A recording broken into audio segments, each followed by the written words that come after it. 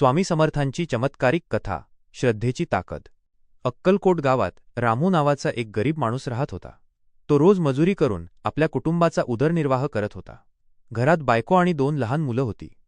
पण काही महिन्यांपासून त्याला काम मिळत नव्हतं। घरात अन्नही उरलं नव्हतं। रामू खूप चिंतेत होता। एके दिवशी त्याच्या बायकोने सांगितलं, "तू स्वामी समर्थांकडे जा.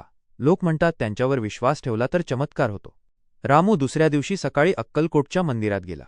तिथे तो स्वामी समर्थांच्या पायाशी बसून रडत म्हणाला, "स्वामी, माझ्या घरात अन्न नाही, मुलं उपाशी आहेत, मला काही मार्ग दाखवा." तेवढ्यात स्वामी समर्थांनी त्याच्याकडे पाहिलं आणि शांतपणे म्हणाले, "घरी जा. तुझ्या घराजवळ जे जुने झाड आहे त्याच्या खाली खोद." रामूला आश्चर्य वाटलं, पण त्याने स्वामींच्या शब्दावर विश्वास ठेवला। तो लगेच घरी गेला आणि त्या झाडाखाली खोदायला लागला। थोडं खोदल्यावर त्याला एक जुनी मातीची हंडी सापडली। हंडी उघडली तर त्यात चांदीची नाणी होती। रामूच्या डोळ्यात आनंदाश्रू आले।